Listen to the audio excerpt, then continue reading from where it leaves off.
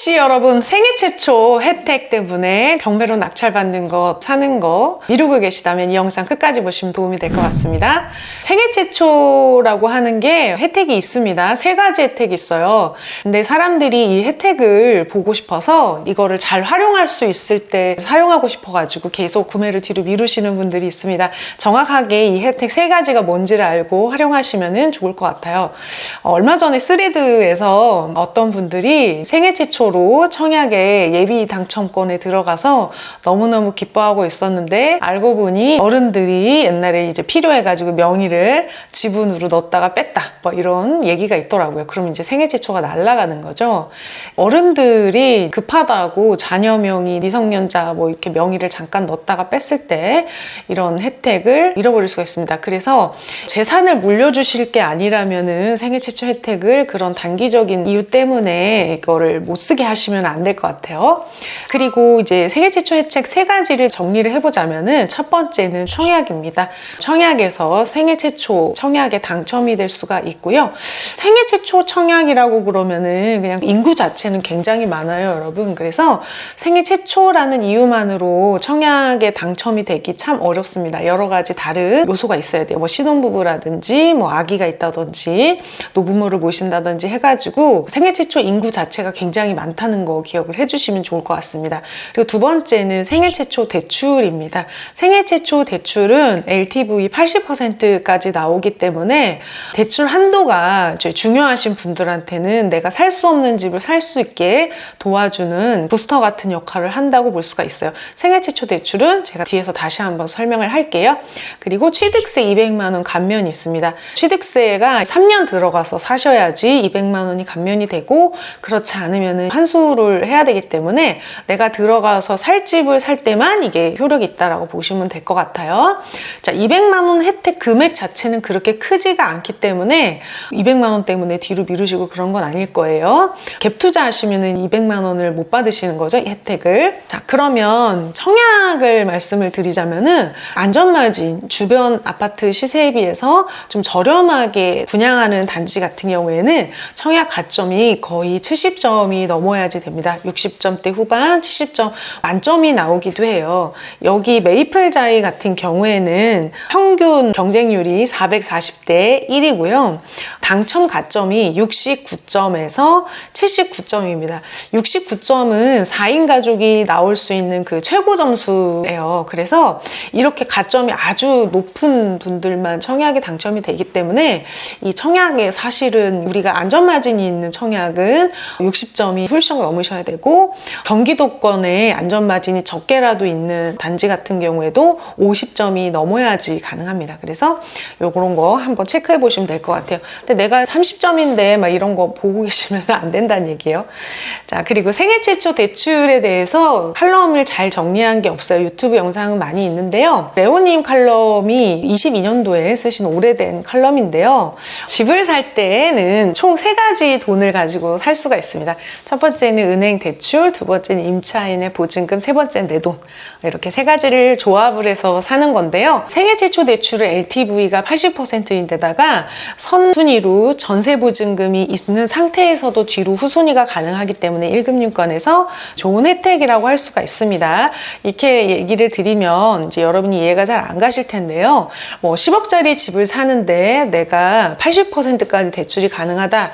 그러면은 8억까지 가능한데 생애 최초 대출의 금액의 최대 한도가 6억이에요. 그래서 한 7억대 있는 집을 7, 8에 56에서 5억 6천 정도까지 대출을 일으킬 수가 있는데 이 5억 6천도 DSR이 돼야 되기 때문에 소득이 좀 충분하셔야 되고 7억짜리 집을 5억 6천을 대출을 가지고 살 수가 있게 되니까 내 돈 1억 4천으로 8억짜리 집을 살 수 있는 거죠. 5억 6천에 대해서 대출이 나온다는 가정하에. 그런데 20억짜리 집을 내 돈 4억으로 살 수 있는 방법 이렇게 해서 나옵니다. 청량리 미주 아파트가 칼럼을 쓰셨 당시에 KB 시세가 20억, 전세가 10억이었던 거예요. 그래서 생애 최초 대출의 한도는 6억, 최대 6억이고 LTV 80% 한도까지 가능하니까 이유가 시세 20억에 LTV 80%면은 16억이잖아요. 그래서 16억까지 가능한데 이 앞에 전세 10억에 내 돈 4억, 후순위 4억 해서 이 16억을 전세 보증금 10억이랑 생애 최초 대출 6억 그리고 내 돈 4억 해서 20억짜리 집을 살 수가 있는 거예요. 그러니까 대출 6억이랑 내 돈 4억으로 살 수가 있는 거죠. 한도가 뭐 제한될 수도 있고 선순위 임차인한테 허락을 받고 살 수도 있고 허락이 없이 되는 상품도 있고 그런 걸로 알고 있어요. 금리가 조금 다르겠죠. 그런데 이거가 20억짜리 집을 내 돈 4억이랑 6억으로 살 수 있기 때문에 4억으로 20억짜리 집을 살 수 있는 방법이에요. 근데 굉장히 그 풀레버리지잖아요. 그래서 내가 살지 않는 집이죠. 임차인한테 이 집을 사놓고 전세를 주고 내 돈과 이자 6억을 살지도 않는 집에 이렇게 계속 넣어야지 되는 상황이기 때문에 소득이 굉장히 좀 많으시고 이 6억에 대해서 원리금을 임차인의 2년 아니면 계약갱신 청구권에서 4년까지 이 임차인이 계속 산다고 했을 때 이거를 내가 계속 유지를 할 수 있을까 이런 거를 좀 생각을 해보셔야 될 것 같아요.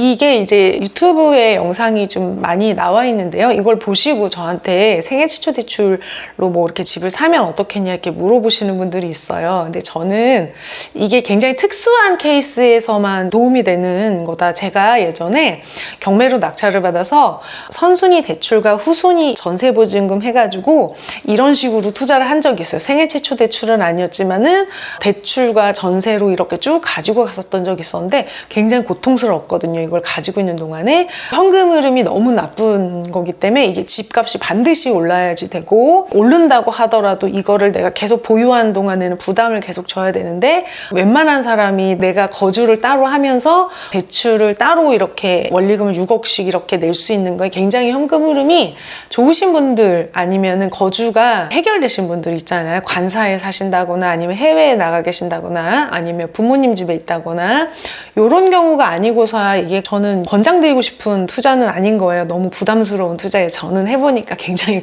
힘들었었어요. 대출과 전세 보증금을 같이 해서 한 풀 레버리지 투자가. 그래서 이제 이 대출은 거주가 해결된 경우, 소득이 많은 경우, 이런 경우에 그리고 반드시 오른다라는 어떤 확신이 있는 그런 경우에만 이제 사용하실 수가 있습니다.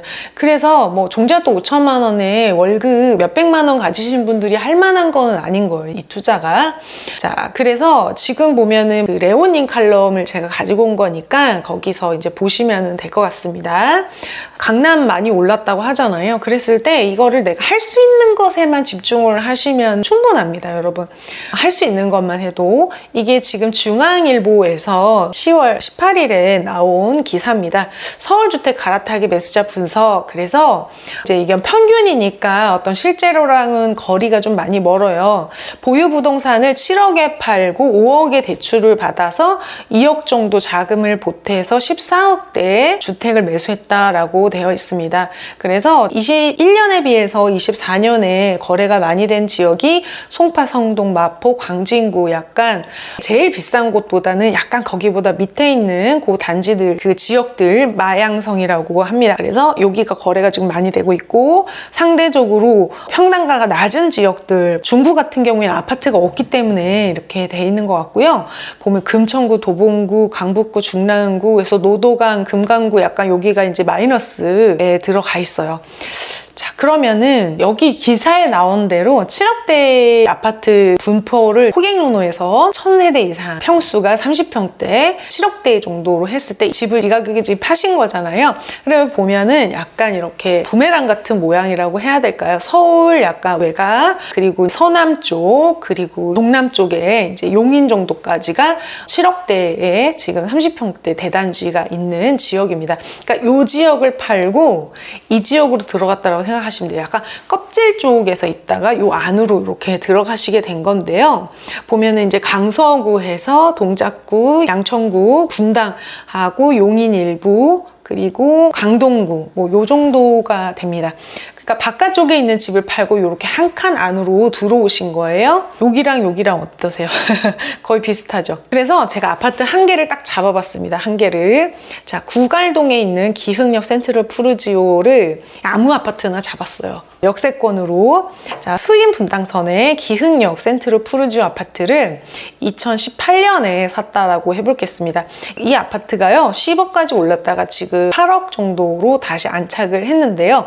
꾸준한 꾸준하게 지금 상승을 하고 있습니다만 어쨌든 현재 시점으로 7, 8억대 이렇게 해서 4억 6천 정도에 이거를 사서 현재 팔았다 라고 하면은 양도차익이 3억 8천 정도 됩니다. 양도차익이 3억 8천인데 이게 만약에 1주택자다 그럼 비과세가 되잖아요. 그래가지고 비과세를 받았다라고 했을 때 이 돈을 4억 6천 정도 되는 집을 사실 때 내 돈 1억 5천에 대출 3억 정도를 끼고 샀다라고 해보겠습니다.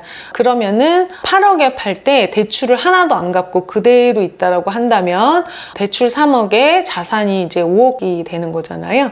내 돈이 2억 5천이 한 5억이 된 거예요. 그래서 8억에 이제 비과세를 받았습니다. 그러면은 현금 5억이 된 거예요. 자, 그래서 여기보다 약간 안으로 들어와서 서현동에 시범한양 아파트 36평을 산다라고 해보면은요, 내 돈 5억으로 이거를 사기에는 좀 많이 어려운 거예요. 그래서 뉴스에서는 보면은 자기 돈 2억이랑 7억 집을 팔았다. 근데 7억 집이 대출이 한 개도 없어야지 가능한 거예요. 대출 5억 받아서. 기존에 대출이 있었다라 그러면 좀 어려운 거거든요. 그래서 제가 이거는 좀 불가능할 것 같다.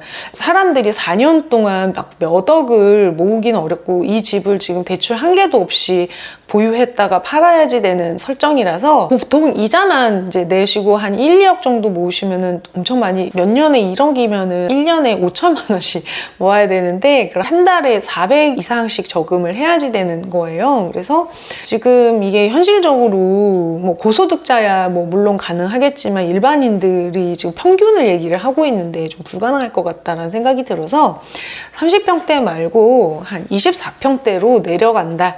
여기 용인 기흥에서 분당으로 올 때 20평대로 내렸다라고 했을 때 10억 정도면 11억 정도면 가능할 것 같은 거예요. 그래서 내 돈 5억에 대출 5억 해가지고 이거를 살 수도 있고 아니면은 갭이 6억 정도 되니까 내 돈 팔은 거 5억에다가 1억 정도 모은 거 합쳐서 이거를 이제 해놓고 자기는 다른 데 산다든지 지금 이 서현역 인근에는 이제 막 시범단지 한다고 굉장히 좀 뜨겁거든요. 그래서 상급지 갈아타기를 안으로 들어올 때 30평대로 오기 버거우면은 평수를 내려서 내 돈과 자산의 어떤 상승분을 더해서 이렇게 이제 안으로 들어올 수가 있는 겁니다.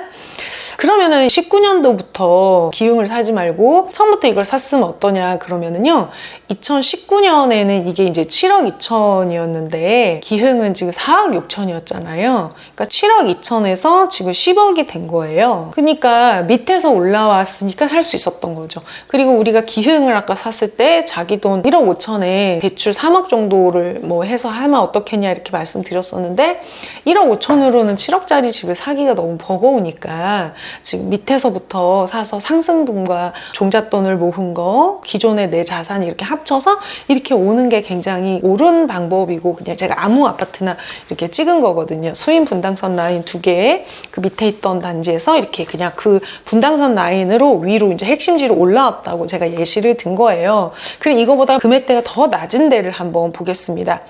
백마 아파트가 있는데요. 백마 아파트가 지금 현재 6억 3천이고 20년도에 이 아파트가 4억 4천이었습니다. 그래서 내 돈 2억 5천에 대출 2억 그래가지고 대출을 좀 더 적게 받고 편안하게 일산하면은 막 집값만 안 오르고 막 이렇게 생각하시잖아요. 만약에 일산을 샀다라고 해볼게요. 그래서 내 돈 2억 5천에 대출 2억 그래가지고 4억 5천에 이걸 매수를 했다.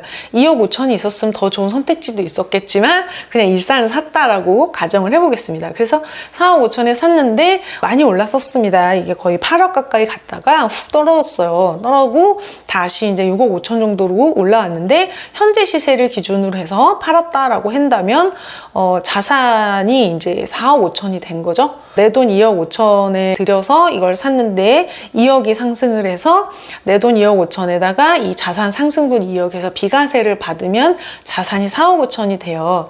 그러면은 이제 서북쪽 라인으로 일산에서 은평구로 들어왔다고 했을 때 여기도 평수를 31평에서 27평으로 들어오면은 레미안 베라힐 빌리지 3호선 역세권 단지를 살 수가 있는 거예요. 서울로. 그래서 내 돈 4억 5천이 됐고 대출 4억 5천 받으면은 요 4억 5천 이자를 내면서 여기 거주를 하실 수가 있고, 만약에 이제 버겁다, 나는 이게 버겁다 그러면은 갭이 지금 4억 2천이니까 전세에서 5억 3천에 갭 4억 2천 놓고 이제 나머지 남은 돈으로 나는 이제 거주를 할 수가 있는 거죠. 보증금 뭐 3천의 월세를 내가 감당할 수 있는 그러면 이자를 내지. 4억 5천에 대해서 이자 내려면은 한 달에 이자 한 150만 원 전후 될 것 같은데요. 보증금 3천에 150보다 더 작은데 있을 수 있으면 또 그렇게도 가능할 것 같습니다. 그리고 그쪽에서 내가 있어야 되는 아이들 학교나 이런 문제가 있다면은요.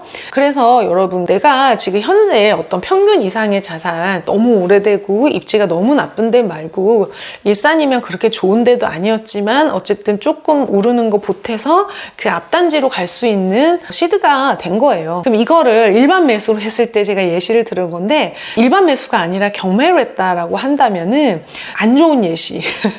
부동산 투자 잘못해서 이제 일산 샀다라고 했을 때 강선마을 8단지가 경매로 낙찰이 됐었습니다.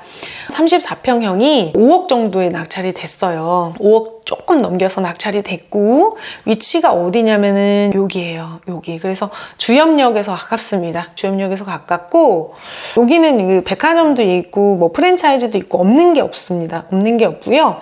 지금 시세가 1층이 5억 5천에 호가 나와 있고 5억 중반에서 후반에 있어요. 그리고 지금 현재 중층부터 뭐 6억 3천짜리가 올술이라고는 하는데 한 6억 정도 되는 것 같습니다. 5억대 후반에서 6억 정도 되는 것 같은데 지금 이걸 5억에 낙찰을 받으셨어요. 조금 저층이기는 한데요.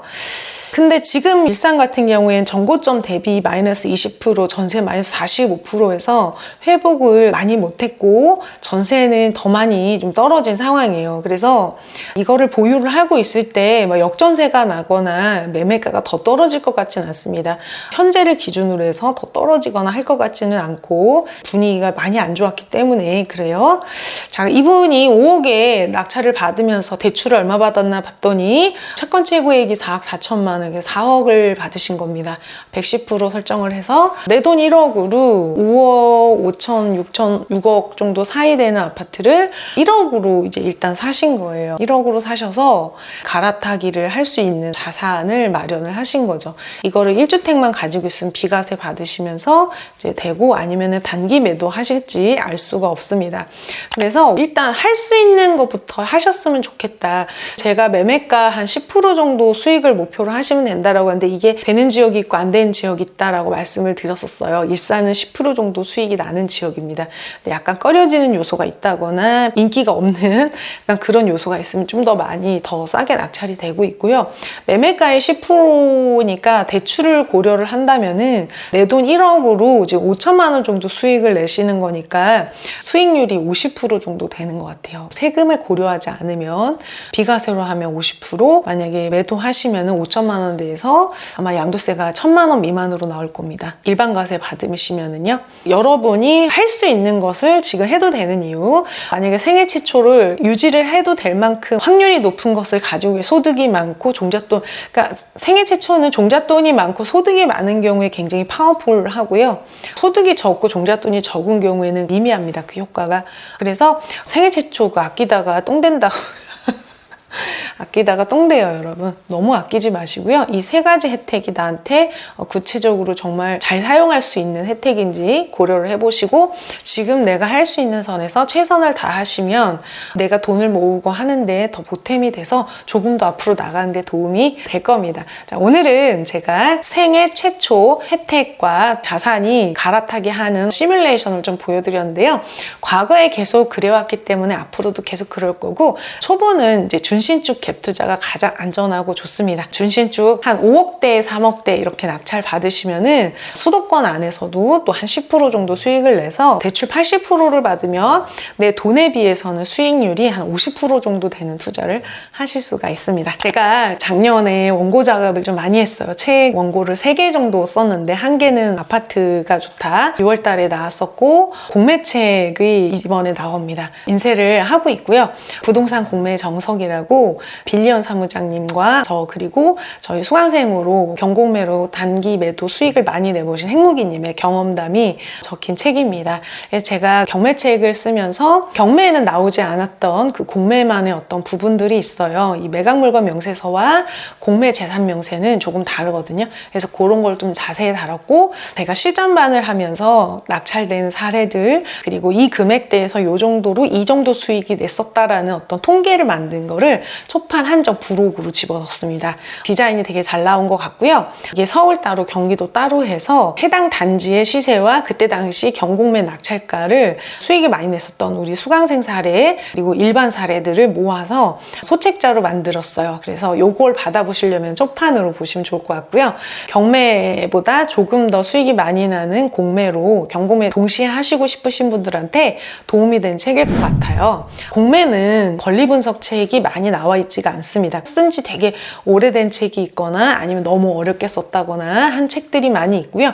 제가 이거는 무조건 수익 내는 실전 부동산 경매 그 수준으로 쓰려고 굉장히 노력을 많이 했는데 공매는 복잡한 부분이 뺄 수 없는 그런 부분이 있습니다. 그래서 그거를 잘 정리했으니까 나오면은 제가 커뮤니티에 올려드리고 또 구매 이벤트도 할 예정이니까요. 또 사랑해 주시면 좋을 것 같습니다. 자, 오늘 영상 도움이 되셨다면 구독, 좋아요, 댓글 부탁드리고요. 늘 여러분의 응원에 힘입어 제가 다음 컨텐츠 만드는데 힘이 되고 있습니다. 감사합니다.